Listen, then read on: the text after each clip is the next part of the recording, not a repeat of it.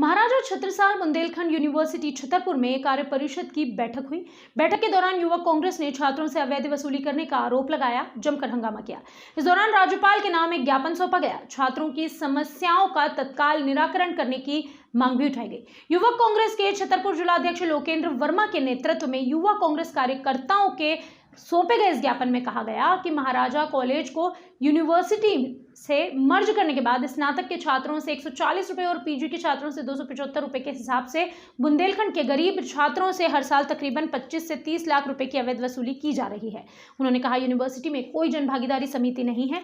देश की किसी भी यूनिवर्सिटी में ऐसी समिति नहीं है जिसमें विकास शुल्क के नाम पर अवैध वसूली होती हो। युवा कांग्रेसियों ने यह भी कहा कि छात्रों से पुनः गणना और पुनः जांच के नाम पर 850 रुपए फीस वसूली अन्य यूनिवर्सिटी की तुलना में ज्यादा है। देखिए, विश्वविद्यालय जब से अस्तित्व में आया है तब से भ्रष्टाचार और अवैध वसूली जैसी लगातार खबरें आ रही हैं।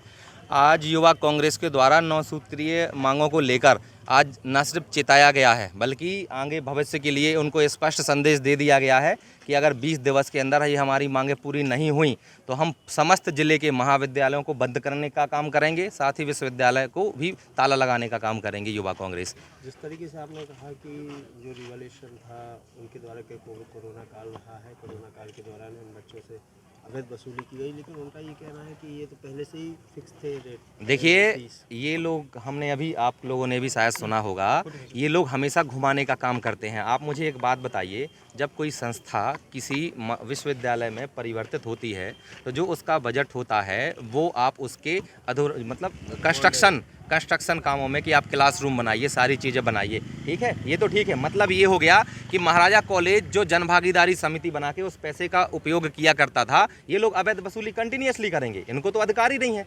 भारत देश के किसी भी राज्य में ऐसा कोई विश्वविद्यालय नहीं है जहाँ पर जनभागीदारी समिति या विकास शुल्क के नाम पर बच्चों से फीस ली जाए, स्पेशली बुंदेलखंड के लड़कों से, जहाँ के आज किसानी अच्छी नहीं हुई है। आप लोगों को भी पता है कि बुंदेलखंड हमारे देश में सबसे पिछड़ा एरिया है। हमारे इस महाविद्यालय, हमारे इस विश्वविद्यालय में ग्रामीण क्षेत्र के कम से कम 60 से 70% छात्र छात्राएं पढ़ने आते हैं अंचल के।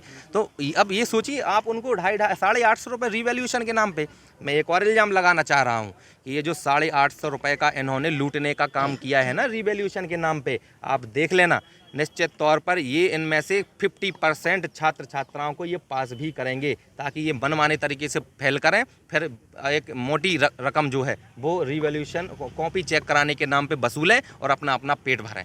इससे किसान के जो बुंदेलखंड अंचल के किसान हैं, उनके बेटों और बेटियों पर किस तरीके के जीवन पर फर्क पड़ता है इस तरीके की वसूली? मैं आपको, देखिए, एकदम प्रैक्टिकल बात बता रहा हूँ कि आज 7 किलोमीटर दूर से जो बच्चे आ रहे हैं, 10 किलोमीटर दूर से आ रहे हैं, तो 10 से 15 या 20 रुपए किराया बसों पे लगता है बच्चों का, ठीक है। तो वो इसलिए आते हैं कि भाई महीने का इतना जो रुपए लगता है, कम से कम यहाँ पे बैठने की व्यवस्था तो हो। एक उम्मीद पाल कर जब वो आता है किसान का बेटा यहाँ पढ़ने के लिए, और यहाँ देखते हैं, आप लोगों ने CCA के समय नहीं देखा है, जब यहाँ पर CCA की परीक्षाएं हो रही थी तो ऐसा लग रहा था सपोज कि मतलब यहाँ कॉलेज में मेला लगा है, बच्चे मोबाइल पे देख रहे हैं, बात कर रहे हैं, कोई व्यवस्था ही नहीं है। उन व्यवस्थाओं को बनाने के लिए प्रशासन ना तो तैयार है, ना तत्पर है, और ना उनकी मजबूत इच्छा शक्ति है। ये सारे के सारे लोग जो महाराजा महाविद्यालय का पुराना रखा रखाया फंड था उसका बंदर बांट करने में लगे हुए हैं और कहीं ना कहीं इन सभी लोगों को गुमराह कर रहे हैं। इसीलिए आज हम जो EC मेंबर की बैठक है, इसलिए हम आज यहाँ पर आए हैं बैठक में, ताकि उन सभी लोगों को ये जानकारी हो कि वास्तव में समस्याएं हैं क्या। बंद कमरे में बैठक हो रही है, क्या कहेंगे, किसी को जाने भी नहीं देता है। देखिए, EC मेंबर की जो बैठक है वो बंद कमरे में हो, हमें कोई आपत्ति नहीं है, लेकिन जो एजेंडे हैं, जो छात्र हितैषी उनके एजेंडे हैं, उनको भी तो उसमें शामिल किया जाए।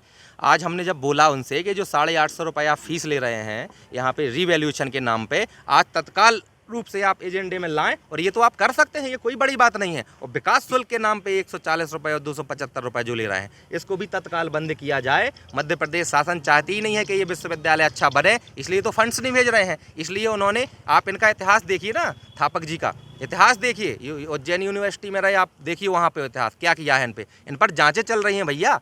और जांचें, मतलब हमारे यहाँ बुंदेलखंड ही मिलता है लूटने के लिए, कि जो कोई आएगा बाहर का वो लूट के ले जाएगा। हम बिल्कुल नहीं होने देंगे। 20 दिन का अल्टीमेटम दिया गया है, अगर इन पे कार्रवाई नहीं हुई तो आप एक बात मान के चलना, संपूर्ण जिले के कॉलेजों को बंद कराया जाएगा। बंद कराने के बाद यूनिवर्सिटी में तालेबंदी की जाएगी। जो केस हम पे लगना है वो लग जाएं, लेकिन हम अपने इरादों से पीछे नहीं हटने वाले।